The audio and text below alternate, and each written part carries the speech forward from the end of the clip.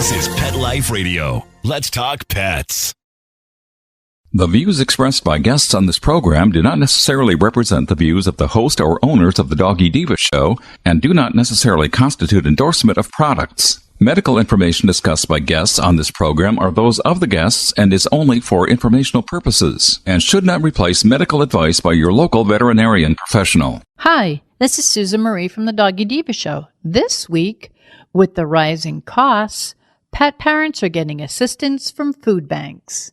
And the latest from award-winning mystery author Margaret Mizushima. That's what's on our show this week. Let's get started.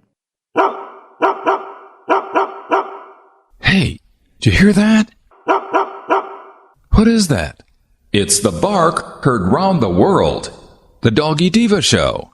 Here's national award-winning author and animal advocate, Susan Marie.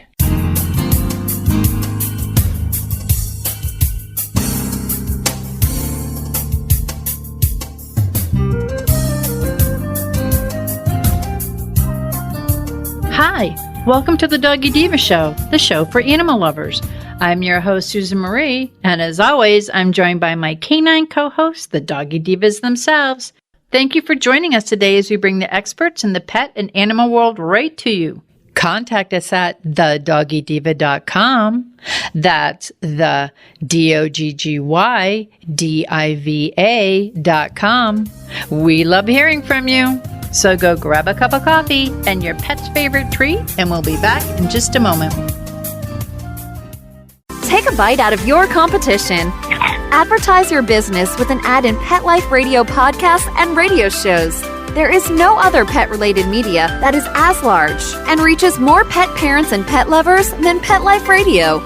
With over 7 million monthly listeners, Pet Life Radio podcasts are available on all major podcast platforms, and our live radio stream goes out to over 250 million subscribers on iHeartRadio, Odyssey, TuneIn, Stitcher, and other streaming apps. For more information on how you can advertise on the #1 pet podcast and radio network, visit PetLifeRadio.com/advertise today. Let's Talk Pets on PetLifeRadio.com.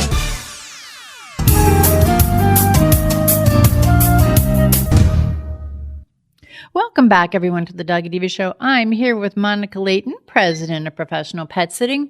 And Monica, I've been contacted a lot lately with people who ask me where they can find pet food banks. And also, not only do people sometimes want to get food from the pet food banks, but also if people are looking to donate. So, and I know with the human food banks, we have a lot, it's readily available in our communities across the nation, but there also is this new insurgence of pet food banks to help the people who may need a little support with getting food for their pets during these times. Can you share some information with us on that? Absolutely. So, as most of us can relate, inflation is going up. The prices of things are constantly rising. The prices of rent.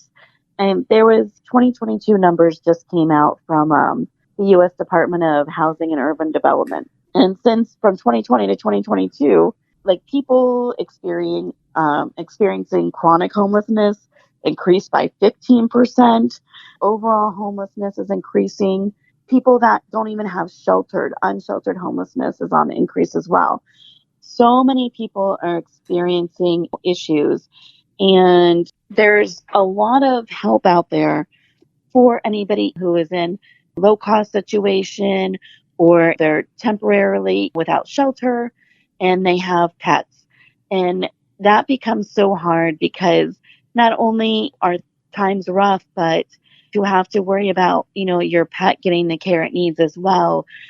Really, really can be heartbreaking for so many because they've had these pets and they're part of your family. And to think about having to surrender them or give them up because you don't have the ability to care for them is definitely heartbreaking. And a lot of people are just going through issues right now where they just need a little help. And it's important to know where to find it. So many places have popped up, and they're not can, search out, and I can tell you that different states have different mechanisms for finding where your local pet food banks are.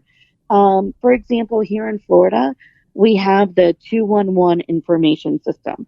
So in Florida, you dial 211 and that's your basic information. And I know different states have different codes, but that's more than just your basic like government stuff. They can give you information on shelters, pet food banks, people food banks, and oftentimes our regular human food banks are now stocking pet food as well. They have, and in different areas of the country, they have programs like PAW Meals on Wheels. And they have people that will deliver and organizations that will deliver pet food for seniors that can't get out of their house that have pets. So if you are having an issue, whether you're unable to leave, you're ill, there are a lot of resources out there. So a couple great websites to start with. Anybody, wherever you are, can go to findhelp.org.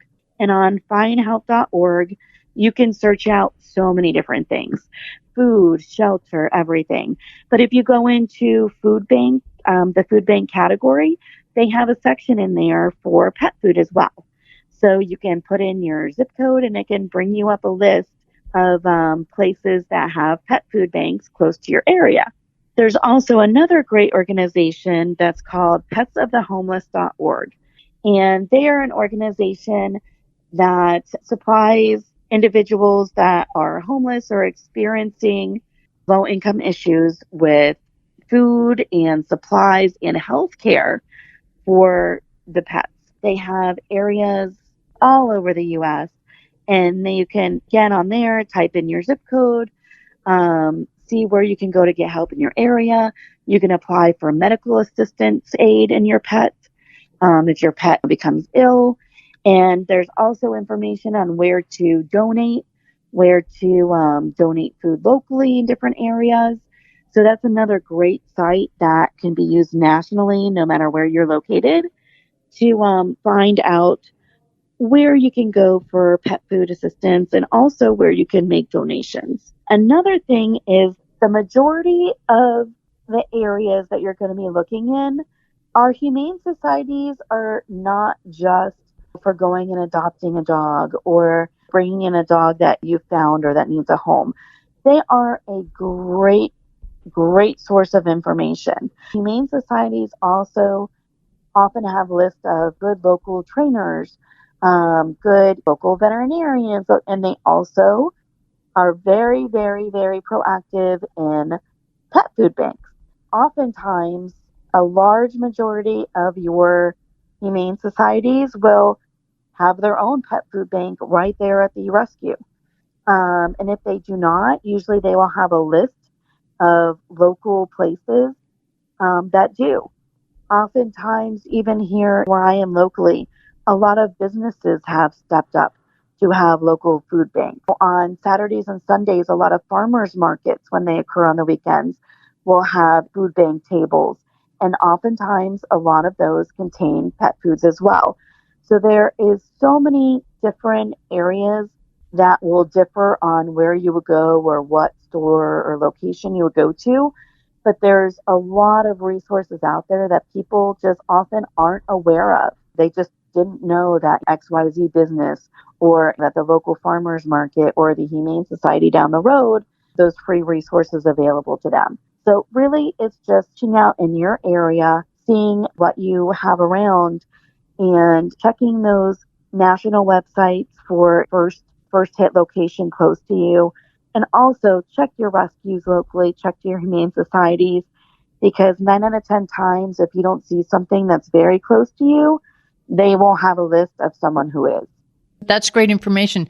And because there's people who are, with the way the economy is right now, these are sources to help, as in with human food. Your pets need some food too. And I know that some Meals on Wheels do deliver to our seniors that have pets. If you do have a pet, and if you are on Meals on Wheels, you may want to ask if they do. There's also, as you said, the humane societies, and some of the humane societies actually have some low-cost vet care, or they could direct you, as well as food information about whether it's to pick up food, to donate food, whatever it is you want to do. There's a lot of information out there.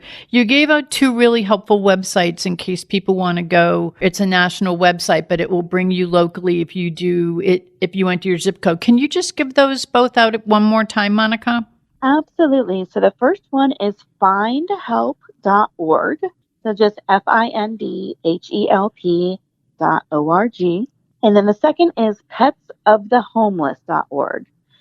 Just like it sounds, petsofthehomeless.org.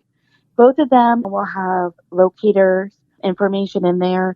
The findhelp.org has information for all different types of help that people need, down to mental awareness help, medical help, homeless shelter help, food help. There's so many options on that findhelp.org. Also, right now, for example, here in Florida where I am, we went through a very large hurricane, but getting a roofer right now is, you're on waiting lists. Just getting, people available to, provide work. And that means you're spending a lot of extra money on an additional place to live. You're having to come up with a lot of money to pay contractors. So you'll find yourself in a situation. We're still on a list to get our roof fixed. So, I know it's like you have to be patient, but there's a lot out there locally to help you along. So thank you so much, Monica. This is very valuable information. And I hope that for all of you pet parents out there, it'll help you if you're looking for food for your pet, for care for your pet, for just for yourself, or for, your neighbor or whatever. I hope that this helped you. So Monica, thank you so very much. This is very, very important and valuable information. Thank you. And we will be back in just a moment. Hello, everyone. Susan Marie here to tell you about the award-winning 3-book series, The Doggy Diva Diaries. It is a trilogy of heartwarming and inspirational stories about Miss Olive, a lonely little rescue pup, hoping to find her forever family and friends and a life filled with love. In this series, Miss Olive learns that it doesn't matter what you look like on the outside, it's the kindness and love you have on the inside that counts. Available at Amazon, Barnes & Noble, and other online booksellers. And please visit us at thedoggydiva.com for more information. Thank you, everyone. Coming up, the latest from award-winning mystery author Margaret Mizushima. Stay with us. Molly, here's your dinner. Zeus, that's not your food. Don't let that happen to your precious cat. Elevate your cat's eating experience with the Cat Tree Tray. The Cat Tree Tray keeps your cat's food off the floor and conveniently located on the cat tree. It's the perfect way to eat. It's a beautiful wrought iron tray that easily attaches to your cat tree and keeps dogs and other critters out of your cat's dish. A must for multi-pet households. There's a 6-inch tray for large bowls and a 4-inch tray for smaller bowls. Purchase your Cat Tree Tray today. Go right now to cattreetray.com. That's cattreetray.com. CATTREETRAY.com. Let's talk pets Let's talk pets on Pet Life Radio. Pet Life Radio. PetLifeRadio.com.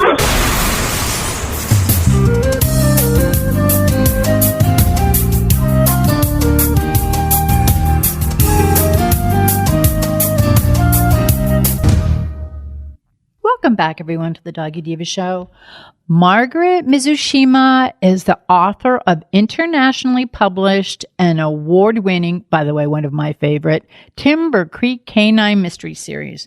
Margaret serves as the president for the Rocky Mountain chapter of Mystery Writers of America and was elected the Writer of the Year by Rocky Mountain Fiction Writers, and is also a member of the Northern Colorado Sisters in Crime, Pikes Peak Writers, and Women Writing the West. And with us today to introduce the 8th book in the Timber Creek Canine Mysteries, Standing Dead, is award-winning author Margaret Mizushima. Hey, Margaret, welcome back. Well, thank you. It's always so wonderful to visit with you. I'm so glad to be here. We're so glad to have you. I mean, we've gone through all of these books and I've watched the characters who we'll talk about in a minute kind of like develop and grow up. And oh my goodness, it's so wonderful. But for our first-time listeners, before we get to that, could you just tell them a little bit about yourself? Oh, all right. I'm a retired speech therapist who started writing all kinds of fiction after I retired. And this was right around the year 1998. And so I wrote different types of fiction and ended up trying my hand at a mystery, and it was the mystery that finally got me a publisher. So I have been writing the Timber Creek Canine Mysteries and publishing about one a year since 2015.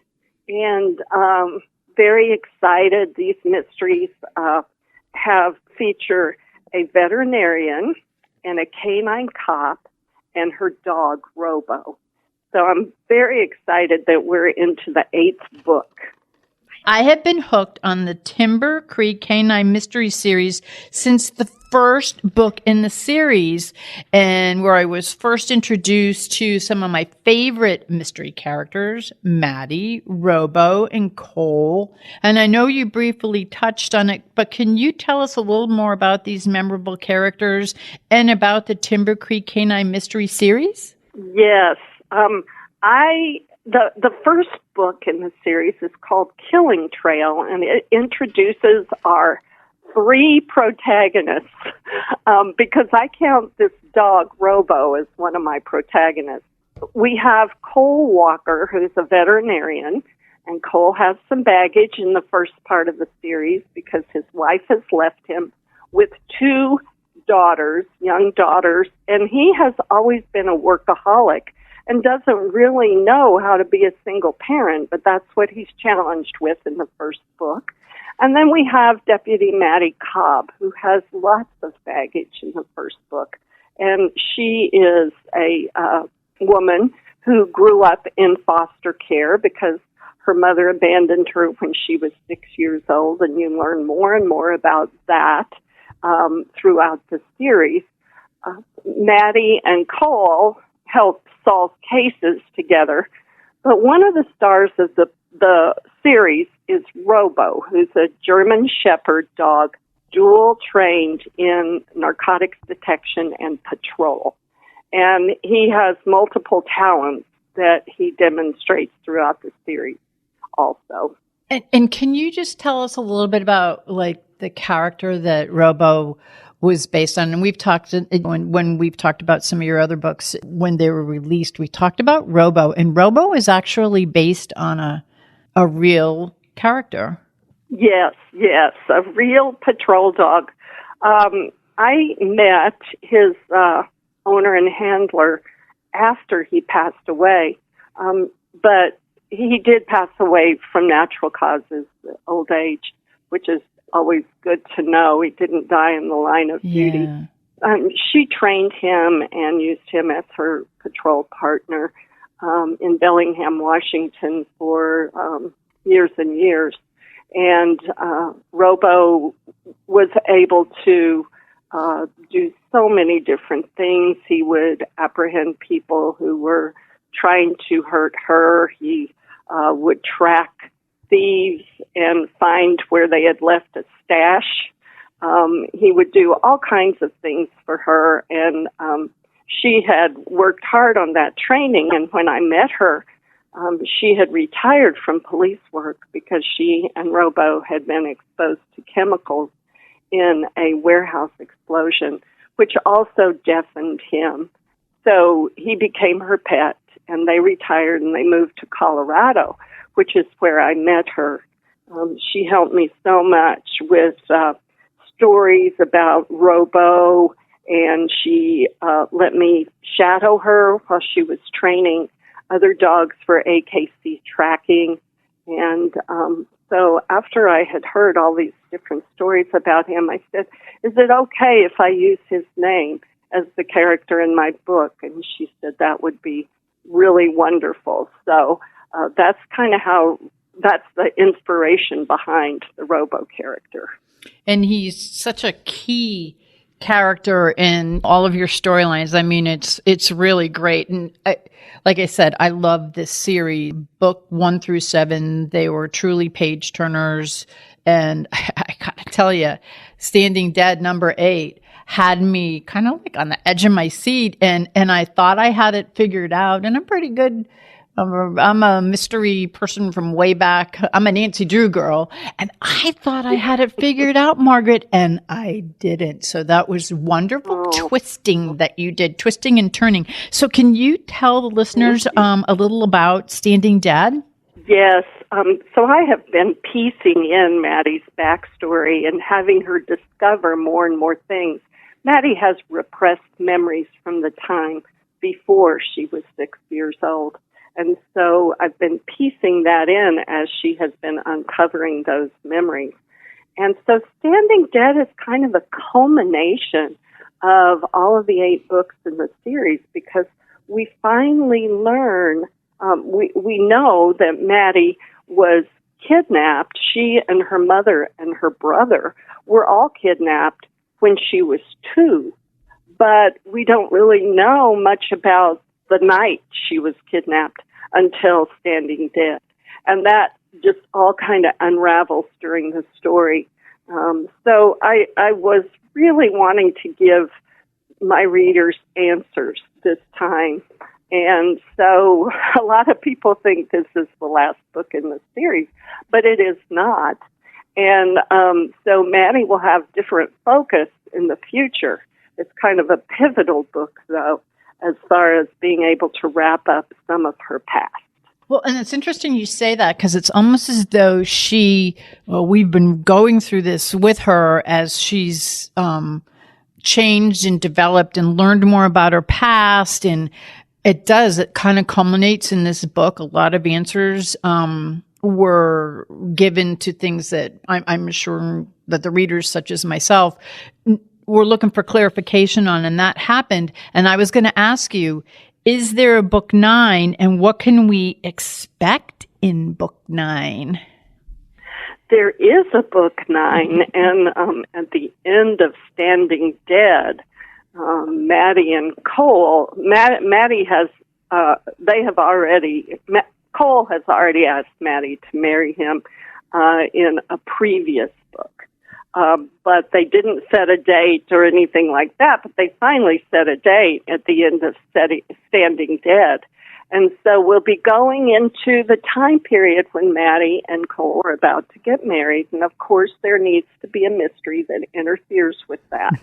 And so, I love it. So in this mystery, I think Maddie will be called to go to Washington State, which is where I have moved recently, and she will be called in on a search and rescue mission.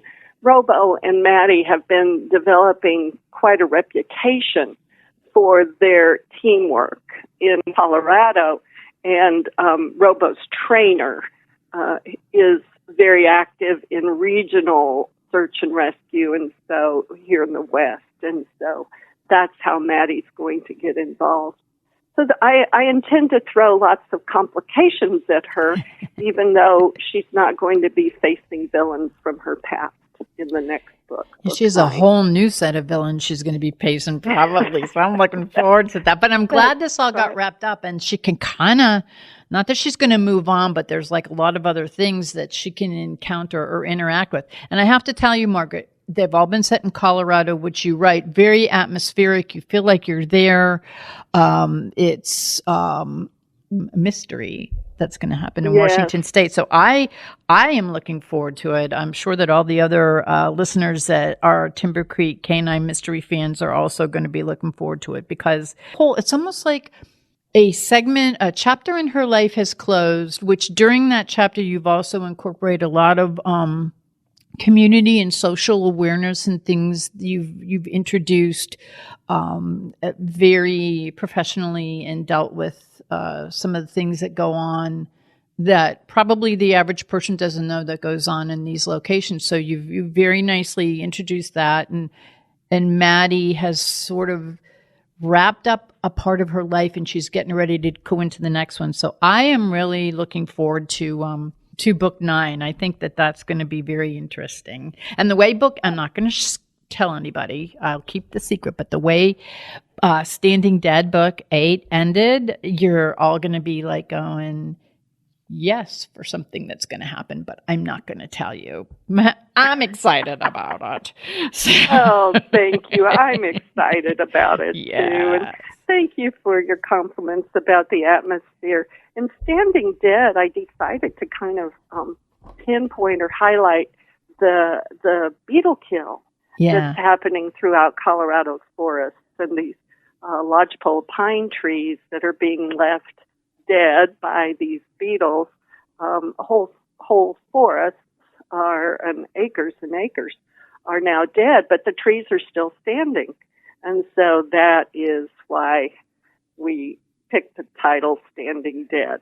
Well, and kind of the cover sort of, and of course, very soon into the story, you kind of see how the trees all tie into everything too, but the cover is very, it's different than your other covers. It was like, it kind of leads you in, like it's like opening a door and going, oh, it's the trees have, the way that the atmosphere is in this book is a little different than the other ones, and it fits right into what the storyline is and actually to what the title is.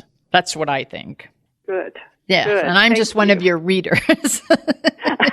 So I don't know what someone who's a professional will go, well, I think that this tree means it. But it looked very, as soon as I saw it, I went, oh, this is like going to be so good. So well, good. Thank you. So Margaret, where can the listeners go to learn more about you, to learn more about the Timber Creek Canine Mysteries, and of course, to learn more about book 8 in the series, Standing Dead? Well, I do have a website. It's margaretmizushima.com. That's MargaretMizushima.com. And I'm also on Facebook, and I'm also on Twitter. So any of those places, readers can find me.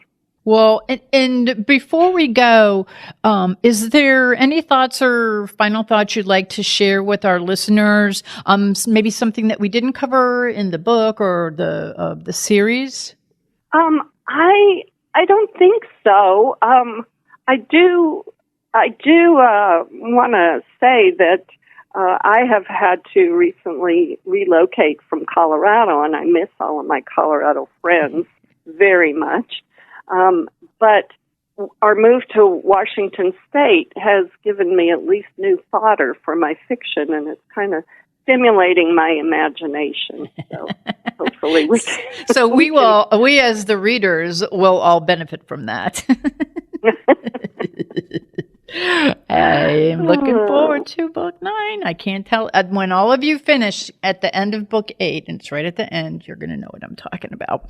So, oh, well, thank you so much. Oh, no. Thank you for being a guest and for sharing book 8, Standing Dead, with our listeners. And also, in all of your books, you do shine a light on key social issues, and also the importance and the value of the partnership that Deputy Maddie Cobb and her canine partner Robo has, which I think speaks volumes for the importance of our dogs, our canines who actually work in, whether it be the police, wherever, the just to make sure that everybody knows the importance of these partnerships. You cover that beautifully, because Robo is a very key part to these stories. He's not only a dog in the stories. He's a lead character and a key character, and the things that he does is absolutely amazing. So, and I've learned a lot from that too,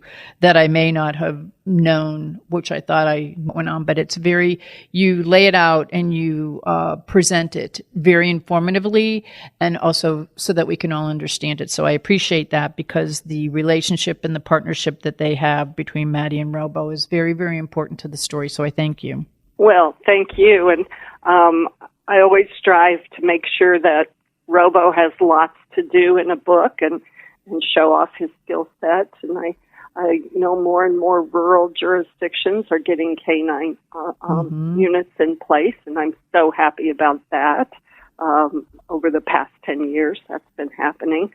And also, I always try to make sure that Cole Walker has something to do in the book. So there's some veterinary medicine going on in the book, too. Yeah, and he was a big part of that, solving that mystery. I won't get into it. He usually has to give his 2 cents whenever it comes to clue finding. He did. Yeah, this is a real good one. So everyone, you have to get Standing Dead, and it's the 8th book in the Timber Creek Canine Mystery Series. And to learn more, Margaret, why don't you give out your website again and your social media information? And it's by Margaret Mizushima, and this is where you can find out more about all of your books and about this latest one, Standing Dead. Okay, the website is margaretmizushima.com, and I'll spell that since it's not a real common name, MargaretMizushima.com, and then I can be found Margaret Mizushima author on Facebook, and at MargMizu on Twitter. Perfect. Well, Margaret, thank you again, and I can't wait. I love Standing Dead, but now I'm all ready for the next book. Well, thank you so much for having me as a guest. As always, it's a pleasure to visit with you. Always a pleasure, and I thank you too. And we will be back in just a minute. Pet Life Radio, the #1 pet radio network on the planet, joins forces with iHeartRadio to put the power of your pets in your pocket. Awesome! Download the iHeartRadio app and rock Pet Life Radio on your phone, on your tablet, on your Xbox, in your car. Pet talk, pet tunes, and fun pet times. Pet Life Radio and iHeartRadio. Positively Possum.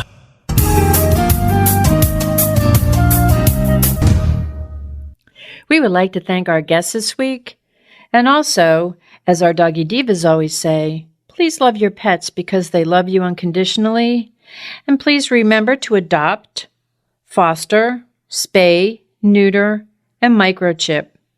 And as always, please have a great Diva week, everyone.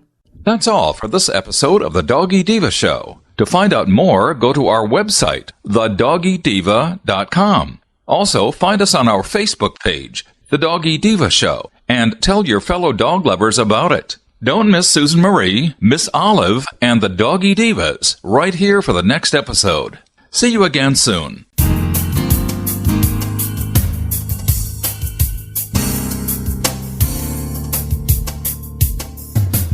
Let's Talk Pets, every week on demand, only on PetLifeRadio.com.